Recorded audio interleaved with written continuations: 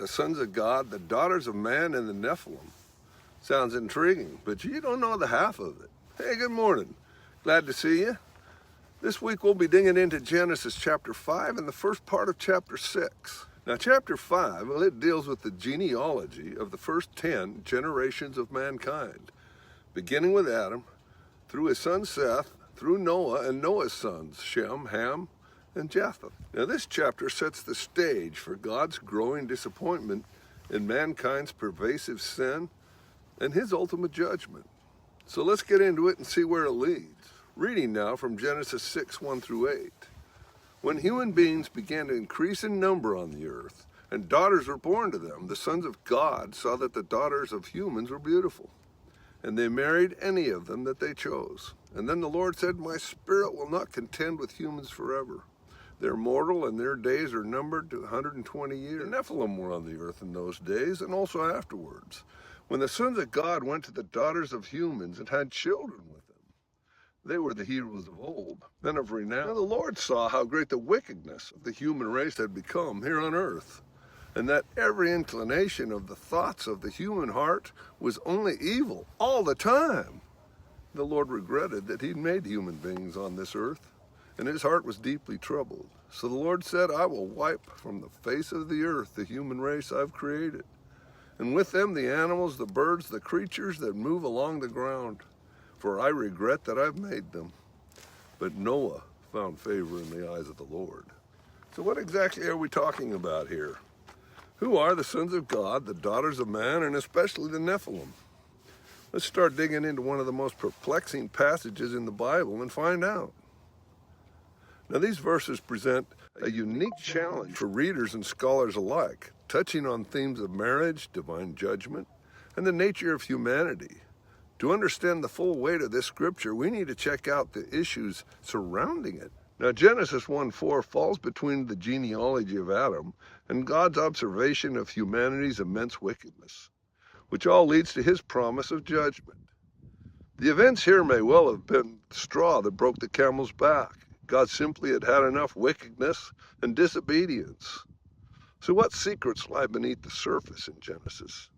These passages describes the interaction between the sons of God, the daughters of man, leading to the appearance of the Nephilim. There are several interpretations of who these beings are, and each view brings a different implication and understanding of the text.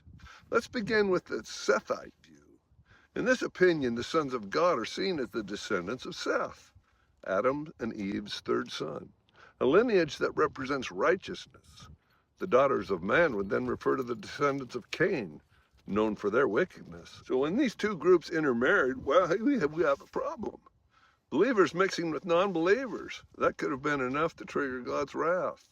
Okay, now, the second interpretation, well, that shifts the focus of the sons of God as being human rulers, who at the time regularly claimed that they were gods.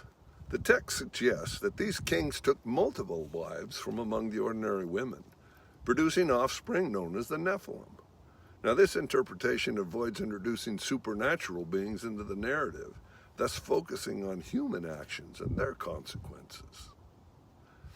Okay, so the third interpretation, well, that suggests that the sons of God are actually rebellious angels who descended to earth and engaged in illicit sexual activities with human women. Now this reading represents the Nephilim as the product of those unions, demonic beings that carry physical and possibly spiritual significance. Supporters of this view note that the term sons of God refer to rebellious angels in several of the Old Testament verses, providing a strong argument that these heavenly beings are the instigators of the sinful interactions described in Genesis. A closely related fourth interpretation suggests the same identification of the sons of God as rebel angels, yet proposes that the Nephilim are not their offspring, and the angelic interactions with human women are separate occurrences. In other words, Nephilim were present on the world at the same time as the events described in Genesis 6, 1 through 4. Throughout these interpretations, we find shared themes within Genesis: the complexity of human relationships, the interplay between good and evil, and ultimately the consequences turning away from God's intent. Whether we view the sons of God as godly lineages, earthly kings, or supernatural beings, all interpretations call attention to the gravity of the moral and the spiritual declines happening on earth, leading to God's profound response. Now, as we explore Genesis 6 further, we engage with the scripture that doesn't just provide a singular narrative, but invites us to dive into deeper theological questions and moral implications. The discussion surrounding the Nephilim and the nature of the sons of God stretch beyond just understanding ancient texts.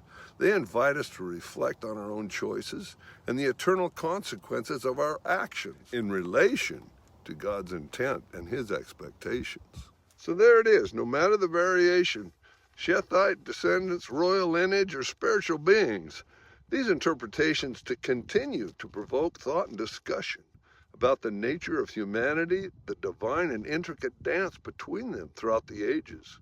Understanding these passages more fully helps us to appreciate the complexities of biblical narratives and their relevance to the context of faith, morality of today. So what do you think?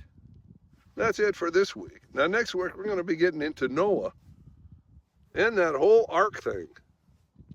Till next week, may God keep you safe.